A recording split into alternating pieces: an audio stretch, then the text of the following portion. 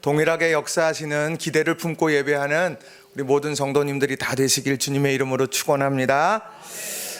오늘은 여러분들과 함께 마가복음 1장에 나오는 말씀, 한 문둥병자가 경험하게 되어졌던 그런 회복의 역사, 우리는 그 역사를 여러분들과 좀 함께 살펴보면서 여러분 은혜를 나누고 싶습니다. 왜냐하면 시간이 지나갈수록 우리 삶에 여러 굴곡들이 있는데 그때마다 이 회복하는 은총, 이것은 우리가 늘 위에서 기도하고 또 경험하기를 우리는 늘 소망해야 되는 중요한 주제이기 때문이라는 겁니다. 어린 시절에 부모님이 이런저런 잔소리를 하면 좋아하는 자녀들은 아무도 없습니다. 너 이렇게 해야 된다, 저렇게 해야 된다 그러면 왜 이렇게 나한테 그런 얘기를 많이 하세요, 이렇게 얘기도 하다가 또 어느 순간에 또 혼이 나서 회초리라도 맞을 때가 되면 이제 그 마음속에서 엄마가 진짜 엄마가 맞나 이런 생각도 하게 되면서 온갖 상상에 빠지게 됩니다. 그런데 시간이 지나고 이제 점점 연륜이 더 깊어지면서 그런 부모님이 차라리 그냥 회초리를 세게 때리실 수 있는 기력 가지고 있으면 좋겠다, 이런 생각을 해보게도 됩니다. 왜 그러냐고 하면 그거 어머니에 대한 마음을 헤아리게 되기 때문이라는 거죠. 우리가 그 어머니의 마음, 아버지의 마음을 헤아리는 순간에 잔소리는 더 이상 잔소리가 아니고요, 그 어머님, 아버님이 이제 이야기하는 모든 것이 사랑의 대화로 들려지게 된다는 겁니다. 우리가 신앙생활 하면서도 마찬가지인데 하나님의 마음을 헤아리지 못하면 하나님의 모든 율례와 법도는 나를 올가매는 그런 올가매고 있고 조여오는 그런 아픔처럼 느껴집니다. 그러나 하나님의 마음을 헤아리기 시작하면, 그것을 알기 시작하면 이게 하나님께서 나를 복되게 만들어 가시는 거구나, 그렇게 하나님께서 나를 이끌어 가시는구나, 그걸 깨닫게 된다라고 하는 거예요. 그런 의미에서 보면 이런 마음을 알고 헤아린다는 건 우리 신앙에 있어서 가장 중요한 출발점이 된다라고 하는 거예요. 성경에 보면 하나님께서 오라 우리가 함께 변론하자, 이런 말씀들도 합니다. 오라 우리가 한번 이야기해보자, 두려워하지 말라, 놀라지 말라, 그렇게 우리를 다독이시기도 합니다. 그리고 독생자까지도 아낌없이 내어주시는 그런 사랑의 실천을 통해서 그 사랑을 증명하게도 된다라고 하는 거예요. 오늘 우리 모든 성도님들이 정말 올 이제 한 달 남은 올 2019년에 이런 하나님의 마음을 좀 더 깊이 알아가는 우리 모든 성도님들이 다 되시기를 주님의 이름으로 간절히 축원을 드립니다.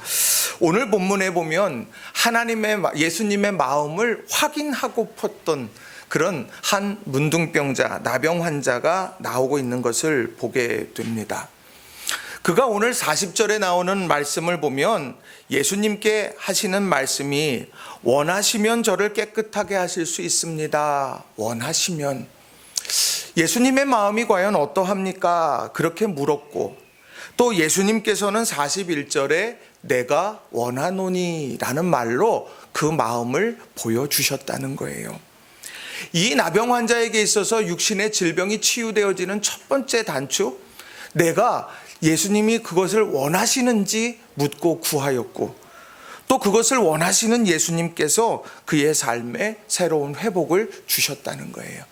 저는 오늘 예수님께서 우리를 향한 그 마음, 이 한 나병 환자를 향했던 마음처럼 우리를 향한 그 마음이 과연 무엇일까? 오늘 본문의 말씀을 통해서 여러분들과 좀 함께 나누고 싶습니다.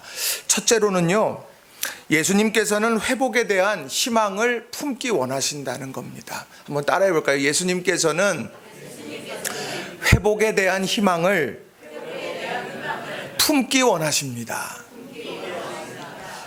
여러분 믿으십니까? 그게 예수님의 마음이에요.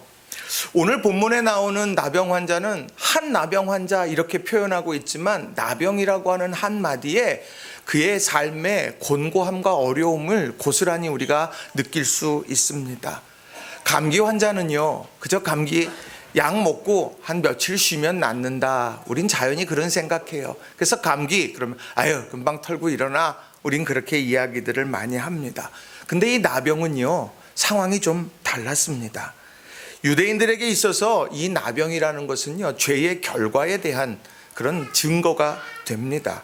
그 사람이 죄에 대해서 하나님 앞에 죄를 지었기 때문에 이 한센병이 들게 됐다, 그렇게들 생각하고 또 그렇게 판단하면서 몇 가지 그들에게 중요한 원칙을 제시했었습니다. 그게 레위기 13장 45절 46절에 당시 한센병, 나병이 걸리면 어떻게 해야 되는지를 이렇게 소개합니다.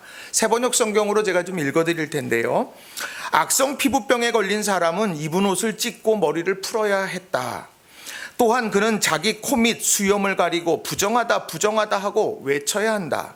병에 걸려 있는 한 부정한 상태에 머물러 있게 되므로 그는 부정하다. 그는 지인 밖에서 혼자 따로 살아야 한다. 이게 바로 나병 환자들에게 주어진 당시의 사회적인 처방이었다는 거예요. 입은 옷을 찢습니다. 그것이 아무리 명품이고 고가 옷이고 아무리 그것이 권위를 상징하는 옷일지라도 나병에 걸리는 순간 그것은 다 찢어버려야 하는 거예요. 자기 코 밑에 수염을 가립니다. 입을 가린다는 이야기예요. 그리고는요, 부정하다 부정하다. 가까이 다가올 사람, 모르고 다가오는 사람들에게 나 부정한 사람이니까 내게로 오지 마세요 라고 그렇게 외치면서 다른 곳으로, 내 곁으로 떠나가라고, 내 곁에서 떠나가라고 소리쳐야만 하는 사람이 되고 만다는 거예요. 그리고요, 그는요, 지인 바깥에서 혼자 따로 살아야 합니다.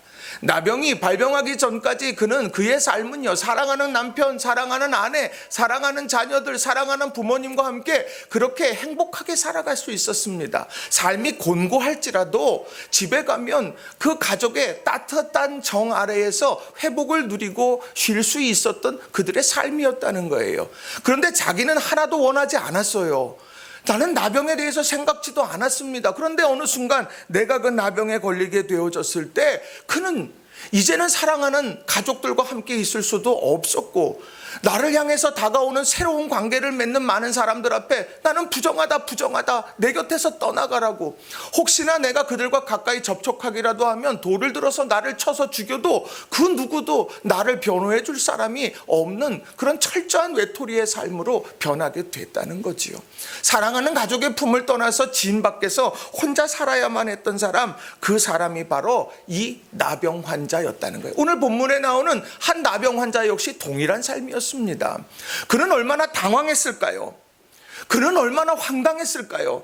이 나병이 내 삶에 나를 짓누르게 될 때, 이것이 내가 듣기만 했던 이 일들이 내 삶에서 펼쳐지고 있을 때 나는 이것을 과연 어떻게 받아들일까? 절망 외에 무엇으로 설명할 수 있겠습니까? 절망 외에는 무엇으로도 설명할 수 없는 게 오늘 한 나병 환자의 모습일 거라고 하는 거예요.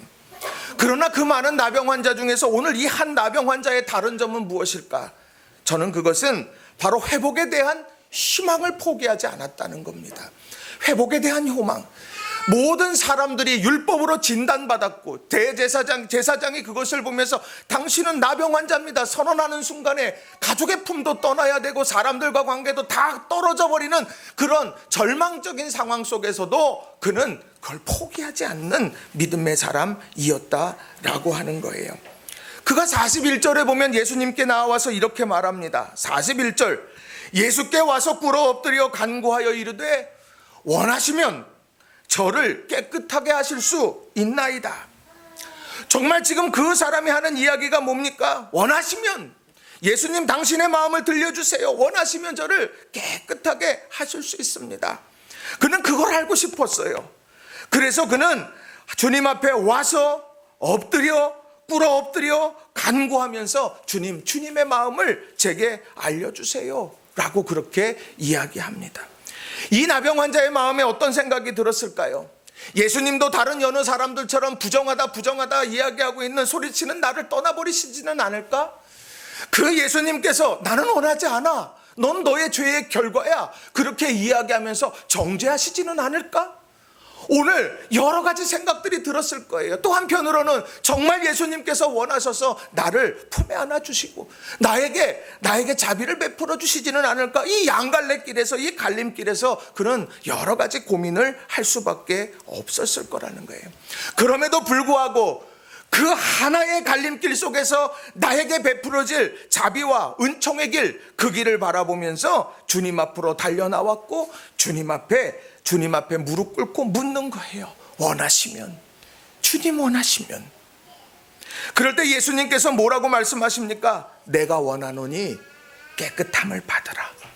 어디에 초점이 있을까요? 오늘 이 말씀 속에서요, 내가 원하노니라고 하는 이 말 속에 주님의 강조점이 거기 있는 거예요. 너가 정말 주님이 원하시면 내가 날 줄로 믿느냐? 내가 그렇게 되기를 원한다. 예수님은 그 갈림길 가운데 용기 내어져서 주님 앞에 나와 꿇어 엎드려 간구했던 그 한 나병 환자의 희망을 포기하지 않는 그 마음 속에서 예수님께서는 나도 원한다, 나도 내가 회복되기를 원한다 라고 그렇게 말씀했다는 거예요.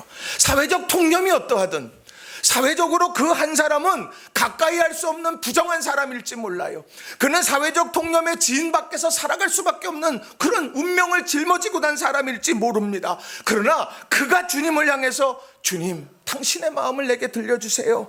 그럴 때 주님은 내가 원하노니 깨끗함을 받아라. 나를 생각해주고 지지해주시는 예수님으로 그에게 다가갔다는 겁니다. 오늘 본문은 그 가운데에서도 말로만 그치지 않았어요. 41절에 보면 예수께서 불쌍히 여기사 손을 내밀어 그에게 대시며 이르시되 내가 원하노니 깨끗함을 받으라. 오늘 여기에서 불쌍히 여긴다라고 하는 말은 그냥 단순한 측은지심이 아니에요. 그 사람 안 됐어. 여러분 TV에 보면 저 아프리카의 아이들, 그 어린아이들이 이렇게 힘들어가지고 이렇게 말라가지고 이렇게 있는 모습 보면서 안타깝다, 안타깝다. 또 TV를 보다가 여러 가지 어려운 일들 당한 이들을 보면 안타까워. 단순한 이런 안타까움이 아니라는 거예요. 오늘이요, 이 불쌍히 여긴다라고 하는 이 말은요, 좀 말이 어렵습니다만 스플랑 크니스데이스라는 말을 씁니다. 이건 모르셔도 돼요. 중요한 건 뭐냐면 간절히 열망한다는 말이에요. 뭘 열망하냐? 간절하게 내가 저 사람의 마음 가운데로 들어가서요, 내가 그 사람 마음 가운데 그와 함께 아픔을 공감한다는 말이 바로 오늘 불쌍히 여긴다는 말에 담겨 있는 말이에요. 세상에 그 누구도요, 그 전까지 나와 친했던 모든 사람들이 다 떠나간 거예요. 나와 함께 삶을 나누고 미래를 함께 계획하고 함께 했던 모든 사람들이 다 이 나병이 발병하면서 다 떠나간 거예요. 외로워요. 가족도 떠나고 다 떠나요. 그런데 그 상황 속에서 예수님께서 간절히 열망해요. 뭘 열망해요? 깨끗해지기를 열망하고 치유되기를 열망하면서 그에게 다가와서 손을 내밀어 그에게 대신다는 거예요. 모두가 댔던 손을 다 떼고 있는데 예수님이 손을 내밀어서 그를 터치하기 시작하신다는 거예요. 난 너와 같은 마음이다. 얼마나 힘들어. 그렇게 다가오면서 터치해 주시면서 그를 회복시키려는 마음을 하는 예수님께서는 행동으로 증명해 주고 있다라고 하는 거예요.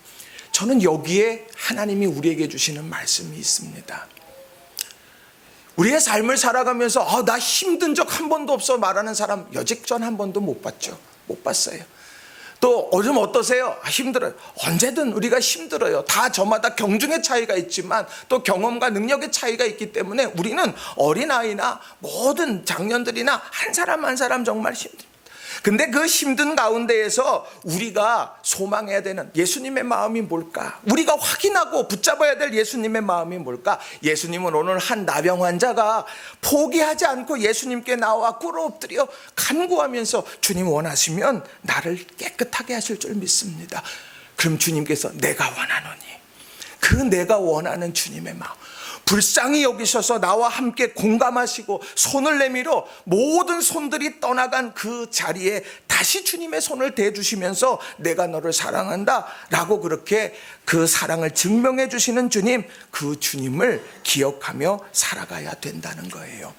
오늘 이런 주님의 사랑을 잊지 않고 살아가는 우리 모든 성도님들이 다 되시길 주님의 이름으로 간절히 축원합니다. 그럼 어려운 일이 있을 때 우리는요, 반드시 집중해야 될 게 있다는 거예요. 오늘 한 나병 환자가 예수님께서 내가 원하노니 라고 하는 말을 듣기에 앞서 그가 했던 일들이 뭔지를 봐야 됩니다. 예수께 와서 꿇어 엎드려 간구하여 이르되, 나는 이미 끝난 게임이고 나는 안 되겠습니다. 그 절망, 나병, 그 나병은 나를 죽음으로 몰아내고 도저히 치유할 수 없는 병입니다. 그것 때문에 내가 주저앉고 절망하는 것이 아니라 예수께 와서 꿇어 엎드려 간구했다는 거예요. 내 인생을 예수님께로 가는 거예요. 그리고 거기에서 예수님을 향하여서 간구하며 외치는 거예요. 주님, 원하시면 저를 깨끗하게 하실 수 있습니다. 오늘 이런 믿음의 아름다운 선택을 해가는 저와 여러분이 다 되시기를 바랍니다. 힘든데 자꾸 세상으로 가면 안 되는 거예요. 힘드니까 방에 틀어박혀 있으면 안 되는 거예요. 힘드니까 내가 세상에 다른 즐거움을 취하는 것, 그건 믿음의 사람들의 모습이 아니죠. 오늘 우리 사랑하는 성도님들 한 분 한 분이 정말 주님 앞에 무릎 꿇어 기도하시면서 주님 원하시면 저를 깨끗하게 하실 줄 믿습니다. 세상이 아무리 힘들고 어려워도 주님이 나를 붙잡으셔서 세우실 줄로 나는 믿습니다.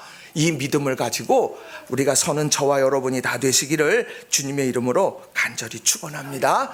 하나님께서 역사하실 거예요. 우리 옆 사람하고 한번 인사하겠습니다. 하나님은 당신이 든든히 서기를 원하십니다. 우리 한번 그렇게 인사해 보겠습니다. 든든히 서기를 원하십니다. 우리 동규가 깊은 잠에 빠졌는데 꿈속에서라도 주님을 만날 줄로 믿습니다. 자, 둘째로, 예수님은 우리를 통해 사랑의 역사가 입증되기를 원하신다는 거예요. 한번 따라해 보겠습니다. 예수님은 우리를 통해 사랑의 역사가 입증되기를 원하십니다. 아멘. 이게 하나님께서 우리 삶의 자비와 은총을 베풀어 주시는 이유, 사랑의 입증. 누가 그걸 이루셨을까? 어느 교회에요? 젊은 집사님이 있었습니다. 어느 교회예요? 우리 교회가 아니에요. 어느 교회에 젊은 집사님이 있었는데 모태신앙이었습니다. 그러니까 어릴 때부터 교회라고 하는 문화 속에서 자라온 사람이에요. 남자답게 사는 것을 무척이나 자랑스럽게 여겼답니다. 그런데 그 사람이 사업에 엄청난 성공을 거두었습니다. 그래서 전혀 부족한 것 없이 사회적으로 촉망받는 사람이 됐어요. 그런데 그가 그런 비즈니스를 하다 보니까 동료들과 고객들과 날마다 다닌 곳이 있었는데 술집과 활락가를 그렇게 다녔답니다. 거기에 망설이지 않았어요. 이게 삶이니까, 이게 사회니까, 이게 인생이니까. 근데 아내가 신실한 기독교인이었습니다. 아내가 제대로 신앙생활을 하자고 그 남자 집사에게 계속해서 이야기했습니다. 그때마다 알았어. 내가 신앙생활 잘할게. 그렇게 이야기했습니다. 근데 내심으로는 그가 어떤 생각을 했냐면, 내가 돈을 안 벌어다 줘. 내가 집안을 안 돌봐. 내가 무엇 하나 남자로서 부족한 게 있어. 조금 더 미안해하지 않았다는 거예요. 그러던 36세를 맞이했던 1984년, 그때 어느 날 여느 때처럼 새벽 2시까지 술을 마시고 집으로 귀가했습니다. 그런데 아내가 잠들어 있더라는 거예요. 근데 아내의 머리맡에 성경과 노트 한 권이 놓여져 있었습니다. 그리고는 아내는요, 그 자리에서 엎드려서 자고 있었던 거예요. 노트가 뭘까 이게 도대체? 그래서 그 집사님은 노트를 살며시 꺼내보았습니다. 그랬더니 이렇게 써 있었어요. 오늘도 버스를 타고 수유리를 넘어갔다. 하염없이 걸으며 어김없이 죽음을 생각했다. 약을 먹고 죽을까? 손목을 그어서 죽을까? 그러나 그럴 수 없지 않는가? 나를 위해 죽으신 주님의 뜻이니 남편을 사랑해야 한다. 주님 도와주세요. 저의 약함을 잘 아시잖아요. 근데 그 노트에 그 글귀가 쓰여졌는데 그 노트의 주변에 눈물이 떨어져서 그것이 다 얼룩얼룩 되어져 버렸다는 거예요. 그것을 그 남자 집사가 읽고는 심장이 멎고 망치로 뒤통수를 내리치는 것 같은 충격을 경험했습니다. 그리고 나서는 서재로 나가서 자신 때문에 죽음까지 생각하고 있던 아내가 불쌍해서 울기 시작합니다. 자신을 위해 새벽마다 기도하러 나갔던 어머니가 떠오릅니다. 불쌍해서 울고, 그리고 모태에서부터 은혜를 입고도 방탕하게 살아가는 자기 자신을 보면서 불쌍해하며 또 울기 시작해요. 아내 때문에 울고, 어머니 때문에 울고, 그리고 자신 때문에 울기 시작합니다. 그런데 그때 누군가가 울고 있는 자신의 등 뒤에서 포근히 감싸 안아주는 것을 그가 경험했습니다. 아내인가? 그리고서는 울음을 멈추고 뒤돌아봤는데 아무도 없더라는 거예요. 근데 또다시 눈물로 막 울고 있는데 또다시 누군가 포근히 감싸 안아 주었다는 겁니다. 그래서 다시 누군가 이렇게 쳐다봤는데 여전히 없다는 거예요. 그런데 그때 음성이 들렸다는 겁니다. 사랑하는 아들아, 내가 나를 버린 순간에도 나는 한 번도 너를 버린 적이 없단다. 나는 영원히 너와 함께 할 것이다. 사랑하는 아들아, 내가 나를 버린 순간에도 나는 한 번도 너를 버린 적이 없단다. 나는 영원히 너와 함께 할 것이다. 그 순간에 이 집사님은 성령께서 나를 찾아오신 거구나. 그리고 그날 이후로 그토록 좋아했던 술, 담배가 싫어졌다는 거예요. 역겨워졌다는 거예요. 손에 놓치지 않았던 화투나 카드가 보기도 싫어졌다는 겁니다. 그리고 그는 가족들이 그토록 원해서 신앙의 헌신 한번 합시다, 그렇게 이야기할 때마다 건성으로 대답하며 정말 나는 죽으면 죽었지 그렇게 하며 살고 싶지는 않아 그랬는데, 그때 이후로 그는 하나님 앞에 귀한 헌신자로 섰고 마침내 그는 목회자가 되었습니다. 그리고 나서 그가 은퇴하기까지 정말 최선의 노력을 경주하며 목회 사역을 집중했어요. 그분이 누구냐면 2018년 11월 100주년 기념교회를 은퇴한 이재철 목사님의 간증입니다. 이재철 목사님, 저도 책으로 많이 접하고 또 이 시대를 이끌어가는 참 좋은 목사님이셨죠. 그 목사님이 이제 은퇴하셨는데 그 은퇴하시면서 그가 책 속에 기록되어져 있는 간증이 이 내용이에요. 너가 나를 버렸지 나는 너를 버린 적이 없단다 라고 이야기하면서 그 아내의 기도 앞에 그가 새롭게 정말 인생의 새로운 전환점을 맞이했노라고 그렇게 고백했다는 거예요. 저는요, 오늘 이 이재철 목사님 한 분의 이 간증이 한 사람의 역사 속에서 기억되는 추억으로 멈추지 않는다고 생각합니다. 이런 간증과 고백이 오늘 믿음의 삶을 살아가면서 절망의 자락에 떨어져 있는 많은 이들에게 새로운 희망을 전해주고 있다는 거예요. 저는 오늘 한 나병 환자를 치유하면서 예수님께서 하시고자 한 내용도 이와 같을 것이다, 저는 그렇게 생각을 합니다. 왜냐하면 오늘 43절과 44절에 보면 예수님께서 그 나병 환자를 치유하신 다음에 이렇게 말씀을 하십니다. 43절 44절을 같이 한 목소리로 함께 읽도록 하겠습니다. 시작. 곧 보내시며 엄히 경고하사 이르시되 삼가 아무에게 아무 말도 하지 말고 가서 내 몸을 제사장에게 보이고 내가 깨끗하게 되었으니 모세가 명한 것을 드려 그들에게 입증하라 하셨더라. 아멘. 뭘 하라고 말을 하냐면 그들에게 입증하라고 말합니다. 여기서 이 그들이라고 하는 것은 누구냐면 바로 자신에게 당신은 나병 환자가 되었습니다. 당신은 더 이상 우리와 함께 할 수 없습니다. 당신은 지인 밖으로 나가야만 합니다. 당신은 삶을 살아가면서 부정하다 그렇게 외쳐야만 되는 사람입니다. 당신이 다른 사람들과 마주치고 그들과 접촉하게 될 때 당신은 돌로 쳐맞아 죽어도 당신은 아무런 항변을 할 수 없는 사람입니다. 우리 공동체가 당신을 지켜줄 수가 없습니다. 당신 스스로 살아가야 됩니다. 이렇게 외쳤던 이들, 율법으로 진단하고 그 병세를 진단했던 그 제사장들에게 다시 가서 뭐를 이야기합니까? 내가 나았습니다. 누구 때문에 나았습니까? 예수님 앞으로 나아가서 원하시면 깨끗하게 하실 줄 믿습니다. 그렇게 주님 앞에 나아갔더니 주님께서 내가 원하노니 나을 것이다, 깨끗해질 거다, 치유되어졌던 주님의 사랑, 그것을 전하게 되었다는 거예요. 오늘 하나님께서 우리들에게 너 희망을 포기하지 말고 살아, 그리고 너가 절망 속에서 벗어나, 그러면서 힘있게 일어서야 되는 이유는 여기에 있는 겁니다. 우리는 하나님의 역사를 입증해야 하는 사명자입니다. 바라는 우리 모든 성도님, 여러분 정말 사명감을 가지고 여러분 사업에 임하셔야 되는 거예요. 여러분 사명감을 가지고 공부하셔야 되는 거예요. 여러분 사명감을 가지시고 여러분 삶을 살아내야 되는 겁니다. 왜요? 하나님이 하신 일을 여러분은 입증하면서 살아가야 되는 중요한 사명을 가진 분들이라는 거예요. 회사에서 힘든 일 있어요. 오면서 우리 집사님 한 분이, 목사님 나 금요일 날 난리 났어요, 저한테 그런 얘기했어요. 그래도 견뎌 이겨내셔야 되는 거예요. 그래서 사랑의 입증을 해야 되는 겁니다. 여러분, 그럴 때에 주님께서 놀라운 역사를 우리 가운데 이루어 가실 거예요. 잭 캔필드라는 사람과 빅터 한센이라고 하는 사람이 쓴 사랑하는 가족에게 읽어주고 싶은 이야기라는 책이 있습니다.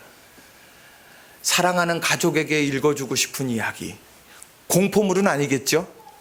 네, 이 물은요 굉장히 의미 있는 책입니다. 거기에요 이런 이야기가 하나 나옵니다. 제가 좀 말씀을 드릴게요.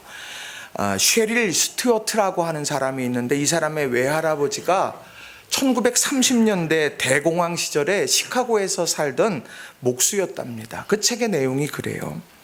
근데 그가 어느 날 교인들로부터 기증받은 그런 옷을 상자에 차곡차곡 담아서 중국의 고아원으로 이제 보내고 돌아왔습니다. 얼마나 기쁜 일이에요.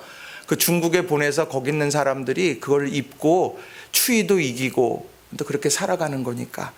그래서 그 모았던 것들을 다 상자에 차곡차곡 쌓아가지고는 고아원으로 붙이고 돌아왔는데 집에 도착을 딱 하고 나니까 이 우도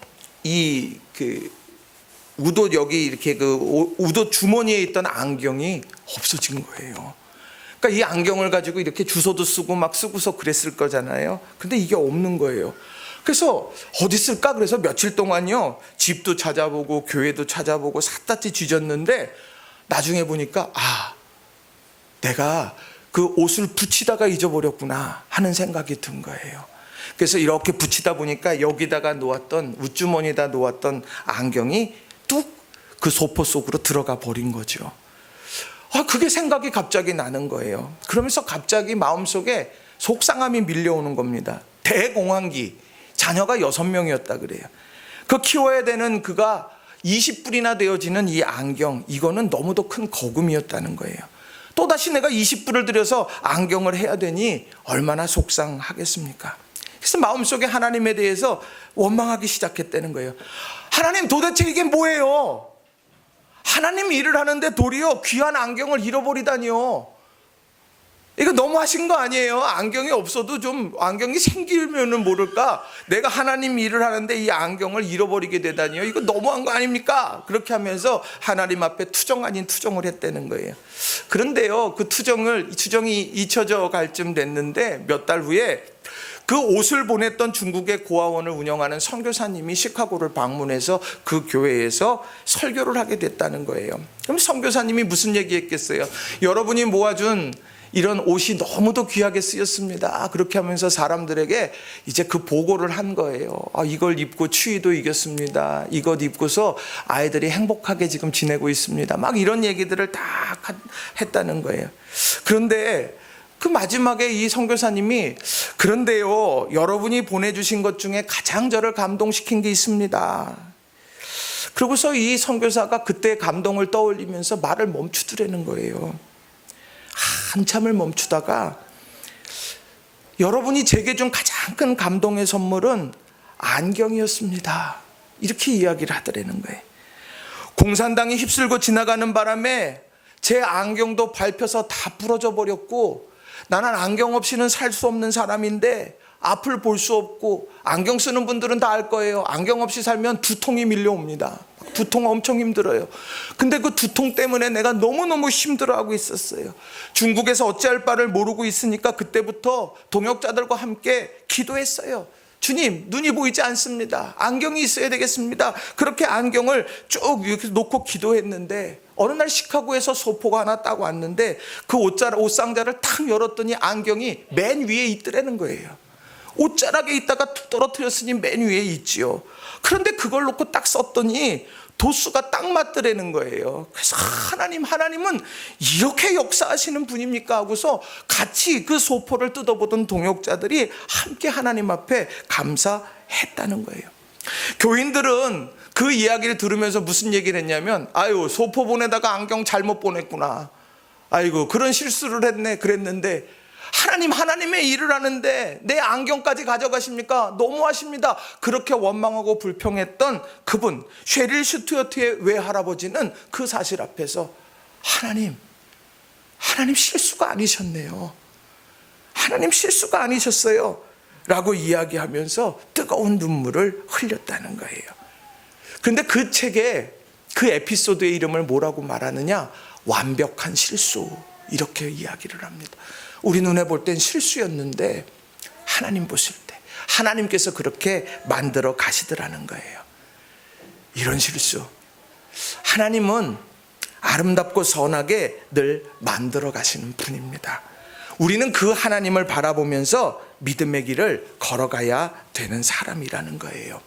바라기는 여러분, 모든 사람들이 다 아이고 그 소포에 옷을 보내야지 왜 누가 안경 잘못 보냈어 얘기하는 그때, 이게 하나님께서 이루어 가셨구나 나를 통해서, 이걸 증언하면서 살아갈 수 있는 저와 여러분이 다 되시길 주님의 이름으로 축원합니다.